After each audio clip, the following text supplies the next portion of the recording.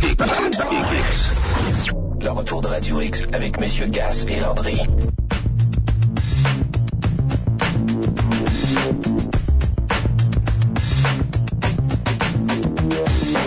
Bon, ben, il est 4h21, même 22 minutes dans Retour à Choix Radio X. Cette semaine, il a fait la manchette, certainement pour des raisons qu'il aurait préféré qu'il ne se produisent pas, mais qu'est-ce que tu veux, c'est arrivé. C'est pas la raison pour laquelle on lui parle, mais je me permets en commençant de lui transmettre ma meilleure des sympathies et la plus grande des chances dans ce qu'il, encore une fois, doit essuyer. Salut, Doc Mayou, comment ça va? Bonjour Stéphane, ça va pas pire pantoute. Bon. Je viens, après 2 jours d'audition devant le comité de discipline, je viens d'entendre que Maître Prévost, l'avocat du syndic, va cesser sa lignée de témoins après ces 2 syndics seulement. Mm-hmm. J'étais tout énervé. La preuve est pas forte. Ouais, la preuve est pas forte. Encore une fois, Doc, je réfère à l'article qu'a écrit Yves Boisvert l'autre fois dans la presse. Regarde, c'est de l'acharnement, là, ça n'a pas de sens. Là. Ça n'a pas de bon sens, là, Stéphane. Je veux juste préciser, pour ceux qui se demandent de quoi on parle, que Doc est devant encore une fois, le Collège des médecins et le comité de discipline pour une histoire de, selon ce qu'ils avancent, de maltraitance, puis de mauvais diagnostics, puis des prescriptions trop fortes pour des enfants. Puis là, on veut vous empêcher, Doc, d'être un pédopsychiatre, c'est ça? Oui.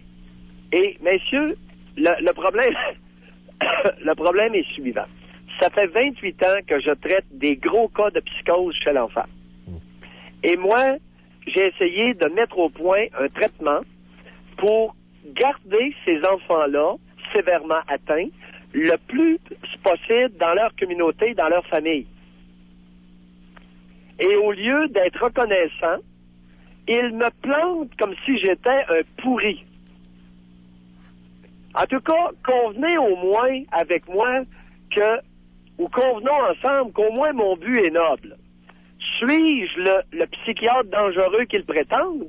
J'affirme que non. Je suis pas un renégat, je suis une sommité dans le domaine des traitements des enfants sévèrement atteints de psychose. Ben, moi, j'en ai vu un à TV l'autre jour avec sa mère qui est allée parler, puis j'ai trouvé ça assez exceptionnel, là. À LCN. Oui. À LCN. Avec Denis Lévesque.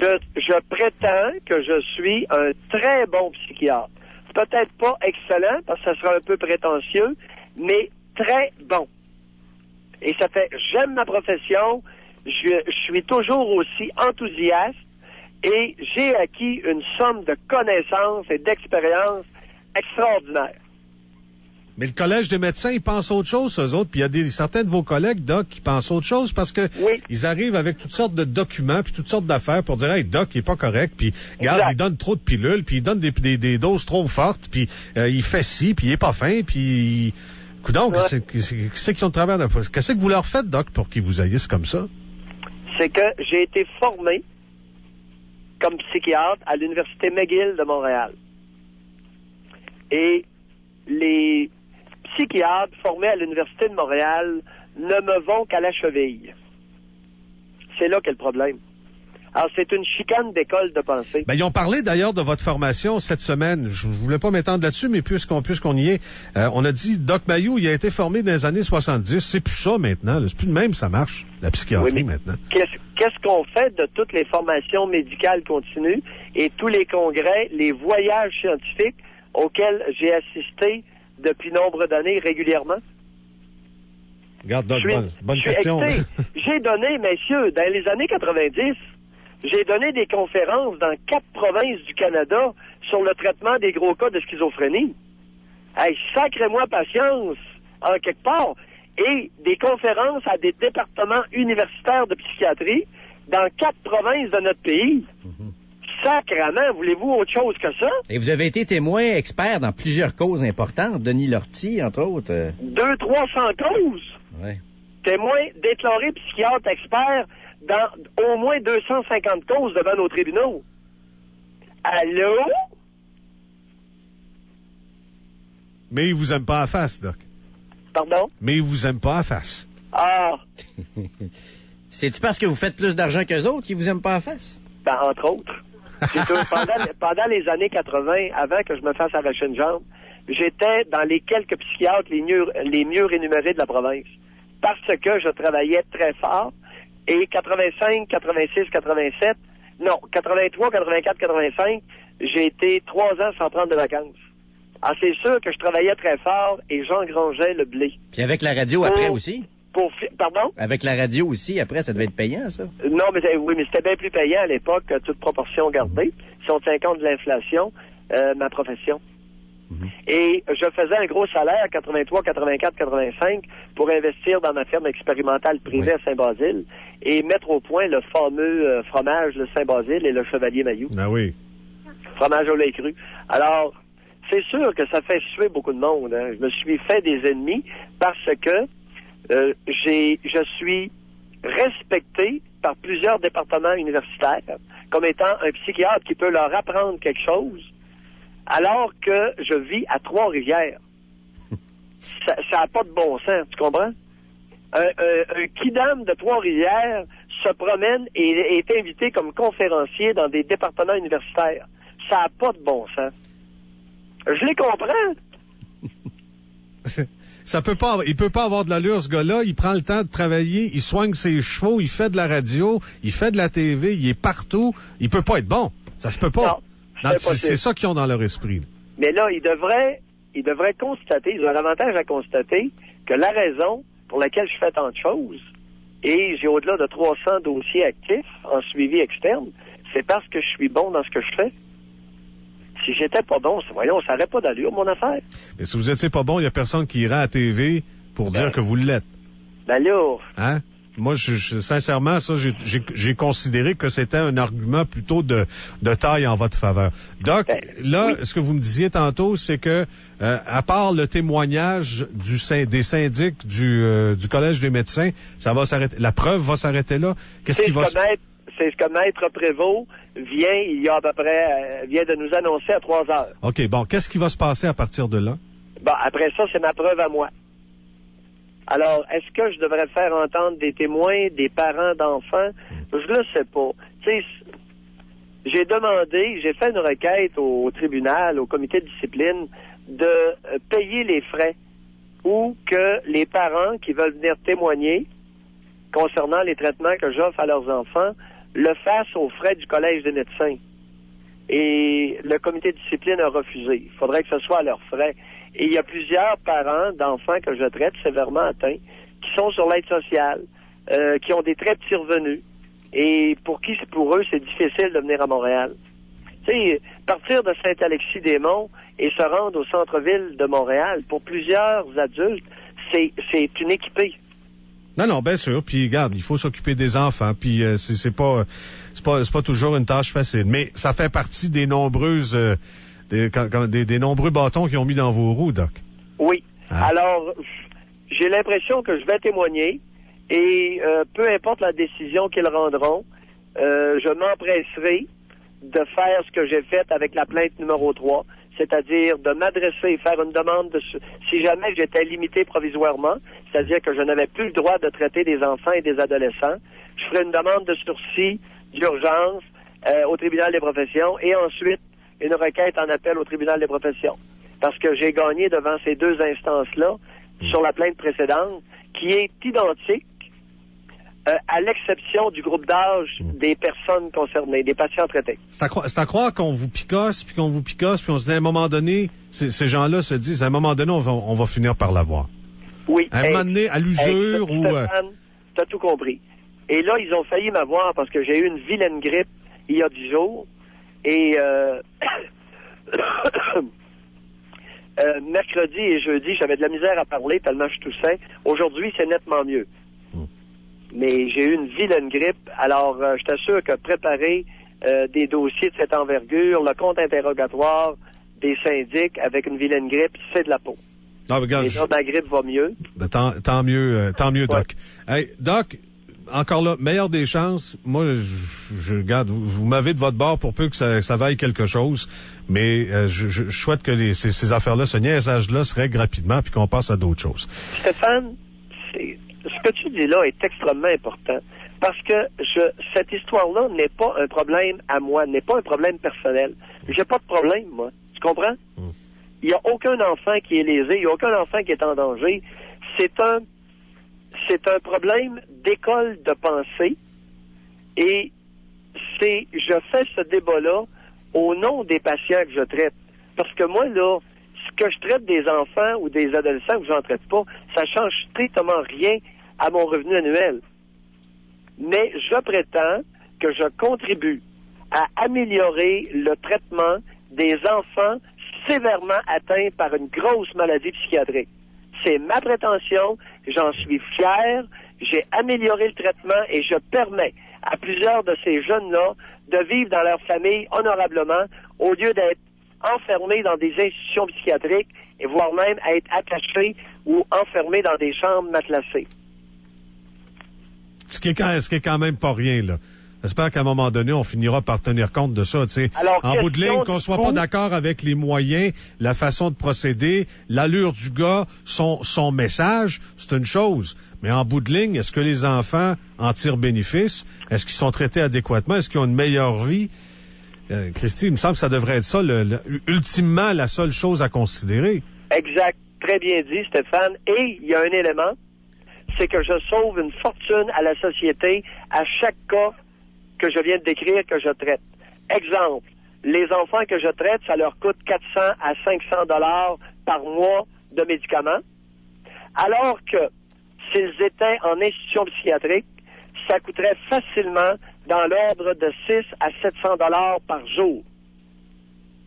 Évidemment. Alors, faites le calcul à la fin de l'année, ce que Mayou offre à la collectivité québécoise.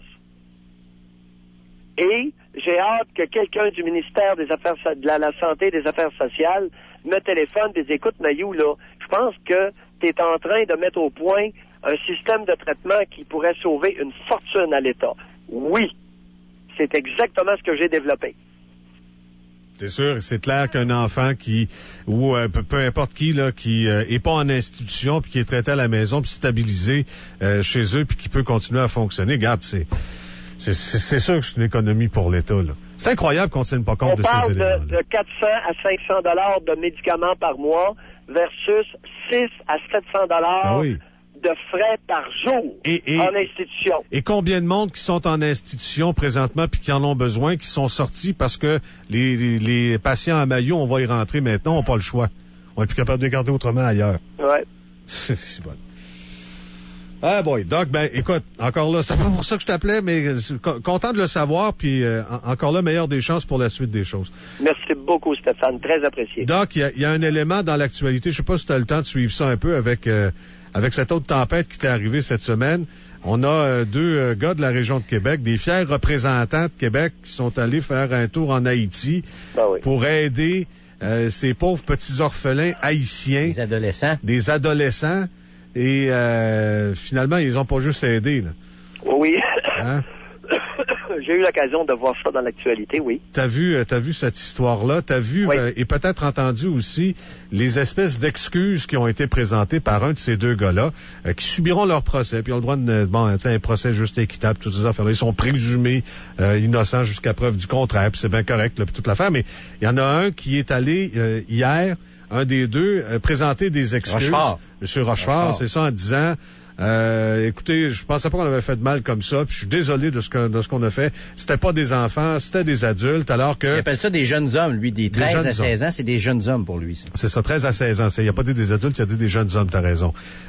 Doc, qu'est-ce que tu tires comme conclusion de ça? Comment tu analyses ça, toi, une histoire pareille? Ben, écoute, c'est qu'il y a un pourcentage d'hommes qui sont attirés sexuellement très activement par des enfants.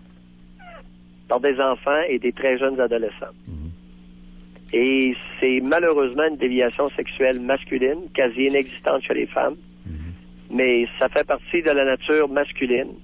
Je ne comprends pas pourquoi cette déviation sexuelle-là se produit aussi souvent chez les hommes et si peu chez les femmes. J'ai hâte d'avoir une réponse à vous offrir là-dessus. Je n'en ai aucune espèce. Alors, ça élimine toute cause éducative. Ouais. Les garçons étant éduqués avec les filles, comment se fait-il qu'on se ramasse avec des déviations sexuelles uniquement dans le sexe masculin? Je vais être obligé, puis c'est présent dans toutes les sociétés. Alors, je vais être obligé de conclure à un moment donné qu'il y a quelque chose dans la nature masculine qui fait en sorte qu'il y a un pourcentage de mâles qui sont excités sexuellement par des jeunes prépubères ou à peine pubères. Justement, Doc, quand on voit ça, 2 hommes dans la soixantaine comme ces deux-là, qui n'ont pas d'enfants, pas de femmes, puis tout à coup, ils veulent aller aider des adolescents, eux autres. Faut-tu se méfier de ce genre d'individus-là qui veulent aider des adolescents qu'ils ne connaissent pas? J'avais une petite pudeur, je n'osais pas, Jérôme, l'amener. Et t'amènes le point, c'est que on aurait peut-être avantage à devenir très suspicieux lorsqu'un homme aime démesurément les enfants. Je vais vous donner un exemple. Il y a quelques années, je suis invité à un garden party en plein après-midi, c'est-à-dire un party autour d'une piscine. Et v'là-tu pas que le compagnon de la personne qui m'avait invité est dans l'eau, seul dans une piscine avec une petite fille de 8 ans. Savez-vous pendant combien de temps qu'il l'a pris et l'a fait pirouetter dans l'eau?